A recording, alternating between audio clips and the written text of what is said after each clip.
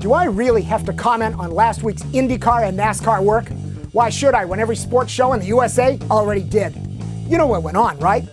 IndyCar had a questionable restart, and Penske racer Will Power double-birded the officials. Then part-time NASCAR driver Boris Said called NASCAR regular racer Greg Biffle a scaredy cat and threatened to punch him out at his home. But from it all, I found two Royal Purple Different is Best Racers of the Week, so stay tuned for that. And the real reason to stick around, it's time for more Shakedown University, auto racing skills training. And today, race car setup. You know, I'll be at this weekend's American Le Mans race, and I'm going to take a swing at Corvette Racing's Doug Feehan and flip off ALMS CEO Scott Atherton, you know, just to help promote Shakedown.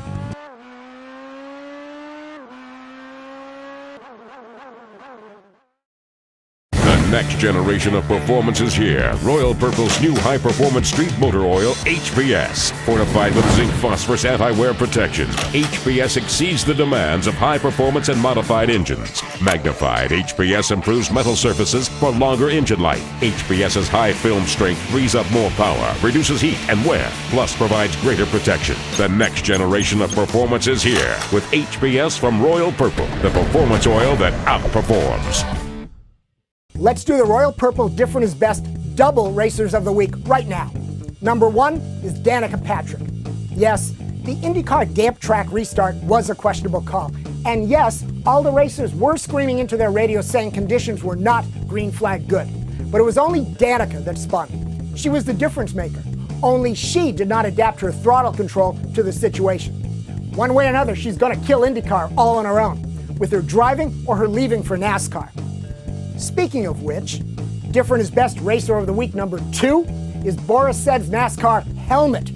Because his helmet is the difference between Boris being a badass and a dick. Forget for a minute that he did start the last lap crash. No, the helmet makes him a dick because while he was busy saying Greg Biffle wouldn't fight him like a man, when Said went looking for that fight to prove he was a tough guy, Boris Said never took his helmet off. Yeah, that was strong. Hey Boris, the gap between your words and really being a tough guy is bigger than the room you left the 6 car. And Boris, if you need me, I live in New York City and my helmet is off. Okay, Shakedown University Session 5. In the description are links to the first 4 lessons, all on driving the car. Now it's time to talk about car setup. Again, this is top line stuff, the starting points to get you pointed in the right direction. And assume 2 things. 1, setup is complicated stuff. And 2, I'm not an engineer. I'm coming at this from the perspective of a driver, but based on my time learning from some really great engineers, crew chiefs, and racers. First, let's set your mindset to work setup. You are now a test driver, not a racer. And as such, we need a few things from you. Consistency first, to factor out variables in your driving so we can assess what the changes to the car are doing. You got to drive repeatable laps, hitting the same breakpoints, the same apexes, the same lines. We also need sensitivity. Not the caring about your mate's feelings, giving cards and flowers sensitivity, no. Being aware of what the car is telling you sensitivity. Next is smarts, to process information and translate it intelligently. I'll put it this way. If you still can't figure out how to operate FLD playlist, don't bother trying to work on setup. Step 1 is to learn how to divide each corner into 3 parts, entry, middle, and exit, and the corners into 2 major groups, fast and slow. What you'll need to be able to do is feel what the car is doing in each 3 parts of each corner. So go drive some laps, stop, make notes. Start to focus on where the car doesn't feel right. Work on this analysis skill a lot.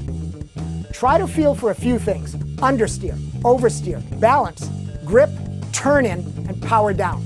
Those are the symptoms that will guide setup. Very simply stated, a slow corner likes an oversteering car, lively turn-in at entry, and a lot of rear traction on exit. A fast corner wants a bit of understeer on entry and exit, with grip and balance through the mid-corner and overall. Now, how we get all that from car setup comes down to working and understanding all the adjustment variables. Tires, bars, alignment, springs, aero, ride height, brake balance, differential settings, gearing, and more. In a future Shakedown University, maybe I can hop into a Sim Raceway car and take you through the process.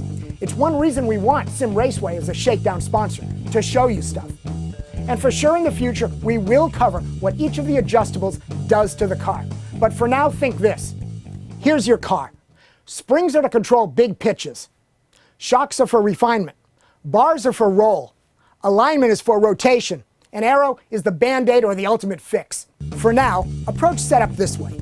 Work tire pressures first. Get them right to feel what's really going on. Then work mechanical grip before aero. Make only one change at a time to read each effect. Think about the car, but then just try things to see the effect and to learn. Focus. Remember how we prioritize corners when learning the line? Well, work setup on those corners to find the most time the fastest. And while on track, move the bars to see how the car improves. Bars may not be the final fix versus springs, shocks, etc., but you'll get a direction and create more feedback for yourself. And if the bar change that made the car better put the bar at the end of its range, then it's telling you those other tools need to be changed, because we always want the bars in the middle settings so you have room to adjust in the race.